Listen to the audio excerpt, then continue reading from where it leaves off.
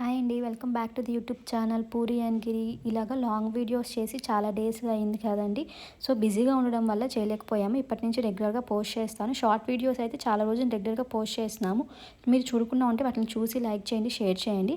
So, నేను ఇక్కడ beetroot halwa కోసం ముందుగా డ్రై ఫ్రూట్స్ తీసి పెట్టుకున్నాను. తర్వాత ఈ బీట్రూట్‌ని పీల్ చేసేసుకొని ఇలాగ తురుముకుంటున్నాను. సో, ఇక్కడ ఏంటంటే మీరు తురుముకునేటప్పుడు పెద్ద హోల్స్ ఉన్న సైడ్ తురుముకోండి. సో దట్ హల్వా అంతా ప్రిపేర్ అయిపోయే టయానికి మనం తినేటప్పుడు కొంచెం తగులుతూ ఉంటది. మీరు ఇన్ కేస్ చిన్నగా ఉన్న సైడ్ తురుముకున్నారనుకోండి, బీట్రూట్ హల్వా అంతా అయిపోయే టయానికి అది పేస్ట్‌లా అయిపోతది. అంత రుచిగా అనిపియదు మనకు. సో దట్ పెద్దగా ఉన్న సైడ్ తురుముకోండి. ఇలా అన్నీ తురిమేసుకున్న తర్వాత ఒక ప్యాన్ పెట్టుకొని దాంట్లో నెయ్యి యాడ్ చేసుకోండి. ఈ హల్వాకి ఎంత నెయ్యి ఉంటే అంత రుచి బాగుంటుంది. సో నెయ్యి యాడ్ చేసుకొని అది కరిగేంత వరకు వెయిట్ చేయండి. అది కొంచెం వేడెక్కిన తర్వాత మనం ముందుగా డ్రై ఫ్రూట్స్ పెట్టుకున్నాం కదా పక్కన, వాటిని యాడ్ చేసుకొని అవి వేయించుకోవాలి. సో నేను ఇక్కడ నెయ్యి యాడ్ చేసుకున్నాను. సో నేను బోత్ బయట కొన్నది అండ్ ఇంట్లో ప్రిపేర్ చేసిన నెయ్యి రెండు యాడ్ చేసుకున్నాను.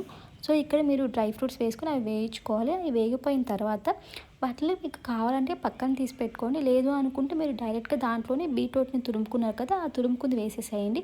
నేనైతే పక్కన తీసి పెట్టలేదు, డైరెక్ట్గా బీట్రూట్ని ఇలాగా బీట్రూట్ అంతా వేసేసుకొని బాగా మిక్స్ చేసుకోవాలి. అలా బాగా కలపడం వల్ల ఏంటంటే ఆ నెయ్యి అనేది అంతటికి పట్టిద్దనమాట. సో బాగా మిక్స్ చేసుకున్న తర్వాత కాసేపు అలాగే కుక్ చేసుకోవాలి. సో మీరు కుక్ చేసుకునేటప్పుడు మధ్యలో తీసుకొని కలుపుతూ ఉండండి. ఇన్ కేస్ అడుగంటకుండా అలాగా. అండ్ వాటర్ ఏ కన్సిస్టెన్సీలోకి ఉంది అనేది కూడా చూసుకోవచ్చు.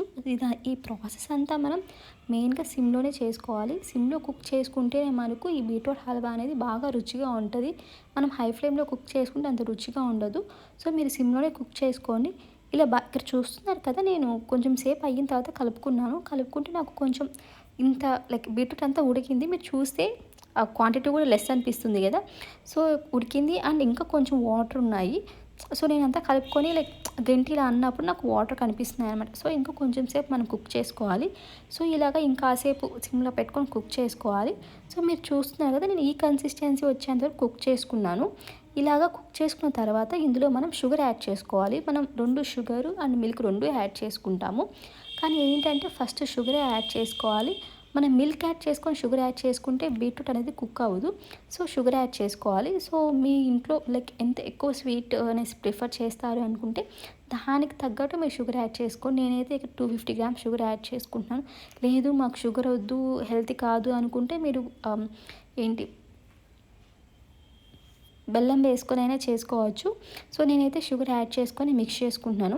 ఇక్కడ కూడా మీరు సిమ్లో పెట్టుకొని బాగా మిక్స్ చేసుకోవాలి. ఇలా షుగర్ మిక్స్ చేసుకున్న తర్వాత మీరు చూస్తే ఏంటంటే ఇంకా వాటర్ అనేవి వస్తూ ఉంటాయి షుగర్ కరిగే కొంది. సో ఆ వాటర్ అని బాగా బీట్రూట్ పీల్చుకునేంత వరకు మనం కుక్ చేసుకోవాలి. సో నేను ఇక్కడ షుగర్ కలుపుకున్న తర్వాత కాసేపు కుక్ చేసుకుంటున్నాను. సో ఇక్కడ చూస్తున్నాను కదా, షుగర్ మిక్స్ చేసి కలుపుకుంటూ ఉన్నాను. సో అంత షుగర్ అంతా బాగా కలిసేలాగా కలుపుకుంటూ ఉన్నాను. సైడ్స్ అంతా ఉన్నదంతా తీసుకొని. సో ఇక్కడ బాగా కలుపుకున్న తర్వాత మళ్ళీ మనం కుక్ చేసుకోవాలి కాసేపు. సో మీకు జనరల్గా బీట్రూట్ హల్వా అంటే ఇష్టమా, క్యారెట్ హల్వా అంటే ఇష్టమా కమెంట్ చేయండి. నాకైతే మోస్ట్లీ బీట్రూట్ హల్వా అంటేనే ఇష్టం. మా ఇంట్లో కూడా ఎక్కువ మేము బీట్రూట్ హల్వానే చేసుకుంటాము. సో ఇక్కడ చూస్తున్నారు కదా, ఇలాగ వాటర్ అనేవి వస్తాయి. షుగర్ వేసుకున్న తర్వాత మనం ఈ వాటర్ అనేవి బాగా ఇంకిపోయేంత వరకు మనం కుక్ చేసుకోవాలి. దాని తర్వాత మనం మిల్క్ యాడ్ చేసుకోవాలి. సో నేను ఈ వాటర్ అన్ని కొంచెం బాగా ఇంకిపోయేంత వరకు ఈ కన్సిస్టెన్సీ వచ్చేంత వరకు కుక్ చేసుకొని ఇప్పుడు మిల్క్ యాడ్ చేసుకుంటున్నాను. మిల్క్ యాడ్ చేసిన తర్వాత కూడా బాగా మిక్స్ చేసుకొని కుక్ చేసుకోవాలి. అండ్ దెన్ బాగా థిక్ అయ్యేంత వరకు కుక్ చేసుకోవాలి. ఇంకోటి ఏంటంటే మీ ఇంట్లో కానీ కోవా ఉంది అనుకోండి, ఇలా మిల్క్ యాడ్ చేసుకున్న తర్వాత కాసేపు అయ్యాక కోవా కూడా యాడ్ చేసుకోవచ్చు. అండ్ మెయిన్ థింగ్ ఏంటంటే మిల్క్ అనేది పచ్చిపాలు వేసుకోకూడదు. మీరు ముందుగా మనం ఈ పాలుని కాగపెట్టుకొని చల్లారపెట్టుకోవాలి. ఆ పాలే యాడ్ చేయాలి, పచ్చిపాలు వేసుకోకూడదు. సో ఇక్కడ ఈ థిక్ కన్సిస్టెన్సీ వచ్చేంత వరకు మనం కుక్ చేసుకోవాలి. సో ఇంత వచ్చాక ఇంకా గ్యాస్ ఆఫ్ చేసేసుకోవడం అంతే అండి. టేస్టీ బీట్రూట్ హల్వా రెడీ అయిపోతుంది. సో మీరు ఇన్ కేస్ బీట్రూట్ హల్వా ఇప్పటివరకు ఎప్పుడు చేయకుండా ఉంటే ఒకసారి ట్రై చేయండి. ట్రై చేసి మీకు ఎలా వచ్చిందో కమెంట్ చేయండి.